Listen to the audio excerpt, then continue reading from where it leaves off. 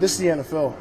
Everyone, doesn't matter if you're a starter or not, you have to go in there and prove yourself every week. So for me, when you have a great scheme and you have hungry dogs, hey, that's a dangerous team. And so, yeah, they may not have the names on defense, but hey, that's the guy that you should be worried about. That's the guy that I never overlooked because I was one of them. Hey, y'all. I'm your host, Matt Rogers, on the Honorable Mention podcast, which is a Philly sports podcast. We do get into other teams. Like on the last episode, we talked a lot about the other playoff teams. This time, we're going to focus more so just on the San Francisco 49ers playoff game. Today, we have, once again, OJ Spivey from the Philadelphia Tribune, the longest running, continuously running African-American newspaper in the country. OJ Spivey is a pillar over there. How are you feeling about the game, OJ? How's the city? I mean, is there like a lot of wearing of the green and a lot of like frenzy go birds when you get around, or what's the vibes like? Well, as we're recording this, Matt, the city is turning green. City Hall, the skyline, all the buildings, Boathouse Road, for people who are familiar with that, it's all green now. It's going to be green through the weekend. I think there is excitement, but it's a little bit subdued for me. But, they had a couple big rallies today, downtown. So I think that, depends on who you talk to. So, I mean, if you unfortunately, if you pay attention to sports radio and everything, that's not very reflective of the fan base, so to speak, because number one, most people who listen to sports radio don't even call. And then it's only a fraction, I would say, it's only a fraction of what the fan base is, Right. But I think people are somewhat a bit cautionary because I don't think everybody thought they would play the Packers in the first round. But as I know we'll talk about, playing the 49ers, of course, if they can get the victory, it may work out good for them. But I think the city is overall excited. And I think maybe the subduedness is, okay, is this team really good enough to repeat? And I think that's a legitimate question. It's absolutely a fair question. I mean, but you can only win one at a time. The way I thought about it, right. As you watch that game unfold, there was an interaction people tried to make some hay of, some players wanted to get in and try to get that number 2 seed. As I know on the last episode, we talked about it, that more leaning towards the side of rest or leaning towards continuing to play the players is what your perspective is. Now that it's happened, and there's been a lot of talk this week that the Eagles made a big mistake. My perspective is that it's a little, now that what's happened has happened, you got to kind of let it play out to see. We can say in a week, 2 weeks, that it was a mistake, but I think it's a little too early to say that was a mistake. What do you think about that? Yeah, I think we do. In essence, we do have to wait until it plays out. And, it's only a mistake because you realize the outcome. It's only a mistake because you couldn't control what the mistake ultimately became, became a mistake. Right. Right. Yes. So it's like, okay. It was a lose-lose proposition, potentially. Right. But that's what happens when, and I know this is cliche, and depending on how you are philosophy-wise, whether you think this is true or not, they didn't control their own destiny, Absolutely. So you lose that 21-0 Cowboys lead, that's what happens.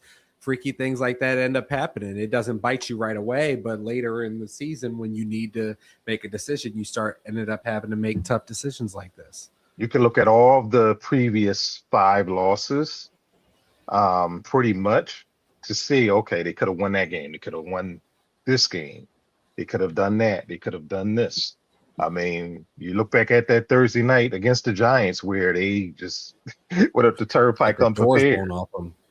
Yeah, exactly. And like you said, the Dallas game, the Bears game, which ended up not being as clear.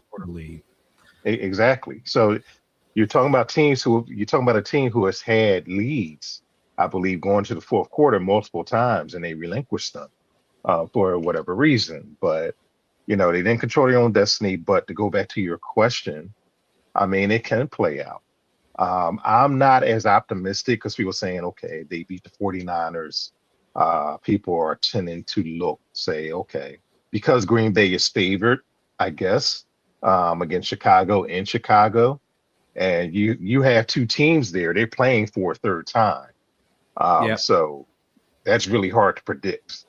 Absolutely. Unless one team has swept the other. They did The split. books are right? all over the place. Yes. They did split during the season, correct? So I'm going to make 100% sure. Yeah, so it's kind of hard to predict. Usually if one team sweeps another and they play a third time in the playoffs, that usually goes to the team that got swept. They split. Right. They Okay, split over the course of 1 month. The Packers won the first matchup 21-28. The second matchup, the Bears won 24-22 in Green Bay. They both went to the other. Played on the other, one on the other team's field. Yes, so, correct. Right. So, you never know. You never know. But we'll see if it plays out. I think, back then the Packers had Micah Parsons. So I don't know what a defense is going to play without him. Are they going to be a shell of themselves against a good Chicago team? But then again, Chicago gives up a lot of points. I was looking at some of the numbers today. Chicago gives up, I believe, 22, 24 points per game. That's not a good defense. Yeah, it's not a good defense They're at all. Opportunistic, but not a good defense. They take the ball away more than anybody else. Mm-hmm. And Jordan Love, I mean, he may turn the ball over here and there, but he's not what you would call a turnover machine. So no, but first things first. He does them in the worst spots, though, just for the sake of fairness and that discussion while we touched on that. He's not a turnover machine, but he will do the killer turnover at costly times. Right. So, yeah, I think it can play out their way. But then again, they are also built to win on the road because they do have a good record on the road and even over several seasons because this defense is really good. It is really good. They gave up the fifth least amount of points per game. And again, you take Washington this past week, with a grain of salt because you wonder whether they didn't have the starters in. So that's fluff. And Trotter and them played well, but it was Trotter and them. Trotter Jr. They played well. I will say that. They didn't go out there and lay an egg, but you can't, it gets mixed into what N'Kobe and Zach Bond and those guys. Yeah, and then you look at the lack of depth at the secondary, and you look at the lack of depth.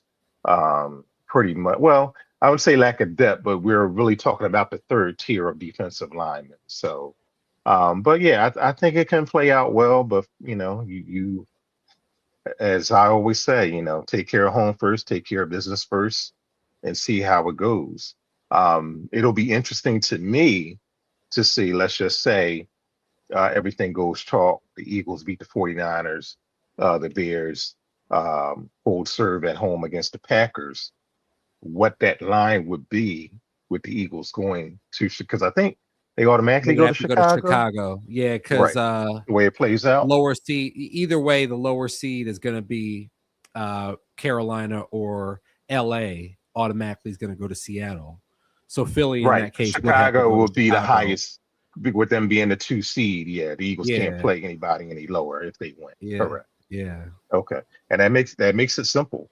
And what actually will also work out in their favor, and maybe how they play the game, is the Eagles will know exactly whether they go to Chicago or whether they'll come back home to play Green Bay. No, they would have. They won't play. Yeah, they won't back play. home to play LA.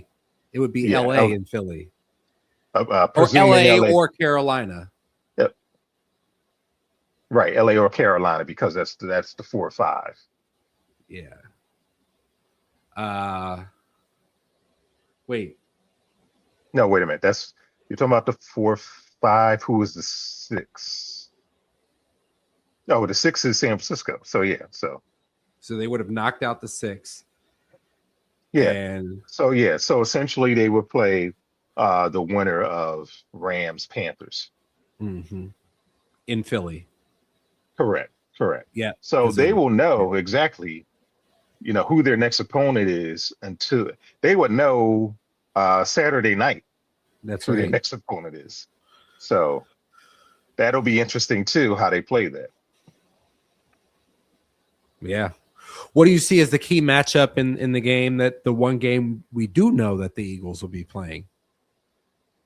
Well, I think front and center, because not center position wise, but I think the one-on-one matchup.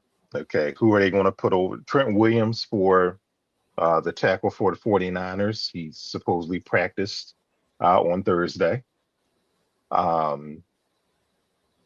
And I just think whoever is on that side, would that be Phillips or would that be Smith? I would suggest that the Eagles will try to get a matchup against Trent Williams because he is just so instrumental to what the 49ers do offensively, especially up front. So I think that's going to be the most intriguing matchup. That's what I'm going to look at first and foremost if Williams gets to play. Other than that, too, how is it going to be with someone like if George Kittle plays? Okay, as far as the coverage is concerned, would that be Dean? Usually, Dean, I believe, covers the tight ends out of the backfield. Would that be interchangeable with Bond, depending on what they do? I think that's an intriguing matchup. To me, Matt, most of the intriguing matchups are on San Francisco's offense, how the Eagles match up with them. And you would think that they would have an advantage in most places because even though the 49ers score points, they don't have, other than McCaffrey, they don't have, bona fide superstars at this point in their careers. We don't know how effective McCaffrey's going to play. Yeah, the principal matchup for me, is the Eagles. For me, is the Eagles' offensive line against these guys and getting to that second level with their linebackers, because they're pulling. I mean, I was hearing you heard they got Kaiser White about to play serious snaps. Right. So it's about. I mean, it's time. It's time to party. As bad and beat up as the offensive line has been this year, if they don't get off the blocks with these guys and getting to the second level, we know where this season is going. We know we got one more game. If they cannot, if we can't tote the rock in this game, then logic would tell you this game more than any other game. But then we also thought that with Chicago as well, because their front seven wasn't particularly great. Their linebackers were hurt and they couldn't take advantage. Well, that's what the 1 week of rest was all about. Sirianni will have to, like I said, I think it's premature, for people that have gotten so upset about.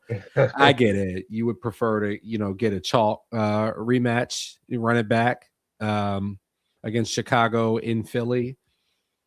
Maybe they like their chances. Maybe the pressure of being at home for Caleb. Maybe they calculate. Maybe they just don't care. Maybe they say it don't even matter who we play if we don't get our stuff together. We don't get our house in order. And also, too, there's a lot of pressure on the Packers right now because they always seem to be a lower seed year after year. Absolutely. So, yeah. So it's a lot of pressure on them to even get out of the first round. And again, it would be a bit of a monumental task because, again, they kind of limped into the playoffs because, realize that they're 9-7-1. So talking about, we touched on Rams, Panthers, and we don't got to go too much into it because I think that in my opinion, I think the Rams are going to win. The Rams are going to win by close to a touchdown. But 10 they and a lost to half. Carolina early in the season. I think in the playoffs, The 10.5 point line is comedic to me. I think it's absolutely ridiculous. I think it's exemplary of how much people have overstated the case with LA all year. It's why I can't wait to potentially get to for the Eagles to potentially get to play LA. You think that the 10.5 is disrespectful, or what do you? Oh, it sounds like you do. Absolutely. Oh. Absolutely. I mean, not to say that it can't happen, but I mean, yeah, I'm not a gambler, man, but yeah, why wouldn't you lay that on the table? They are the big. So the Carolina Panthers are the biggest home dogs in wild card history. And wild card history, wow. Let me pull it. Let me pull it up. I will bring it up.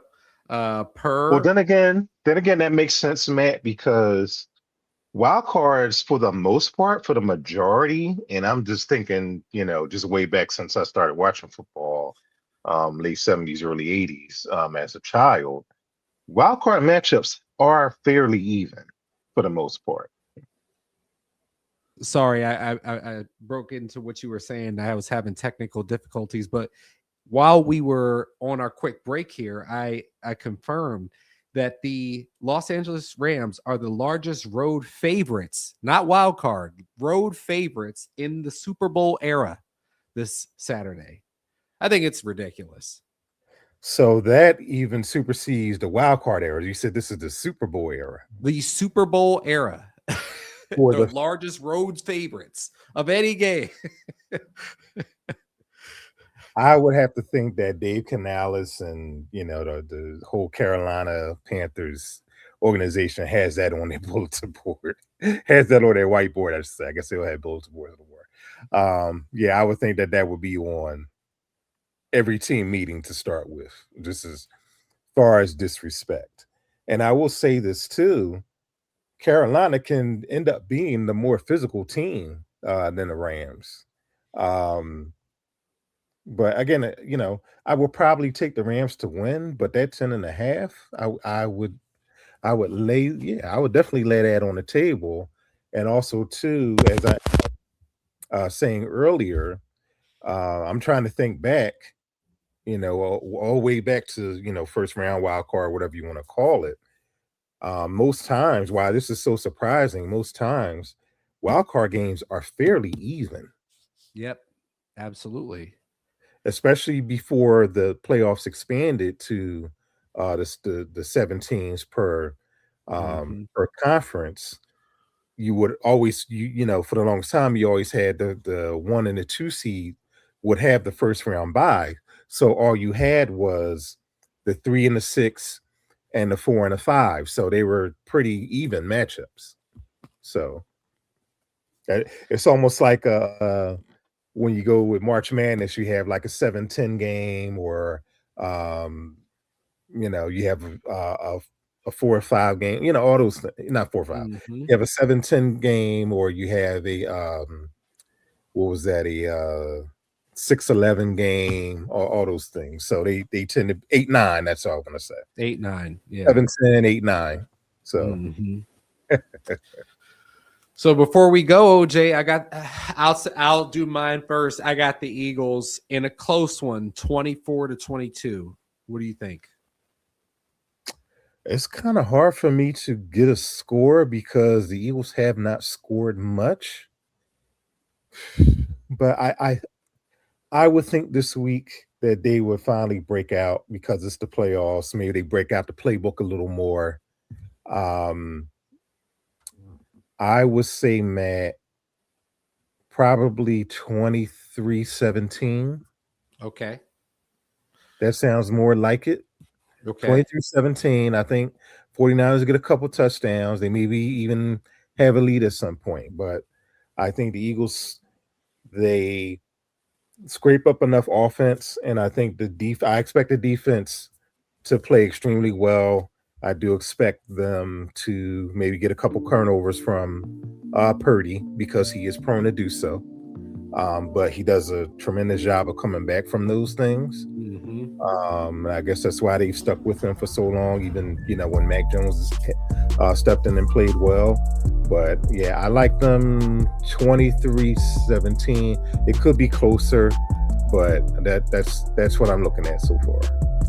Okay, well, look forward to having another Eagles show that is not a post-mortem. OJ, before the fans go go subscribe, but where can they go and follow and show you support? And is there something that you're putting out soon that they should look forward to? So always follow me. You can follow my work, go right to phillytrib.com. You can go to my socials. It's OJ Philly all over the place, even Threads, Blue Sky, all those things as well. I'm on Facebook as the Juice Writer, so you can look up all those things. And this weekend, look for my wild card preview for the Eagles and the 49ers. There's nothing worse than going to a huddle and like you can hear anxiety in a freaking signal caller's voice. That's not good, right? And you don't sense that with this guy ever, especially in these kind of moments. Like, he lives for kind of this kind of stuff. So, I think that's one of Jalen's truly remarkable, like, good traits as a player, and why he's had a lot of success in every level of football he's played. Yeah.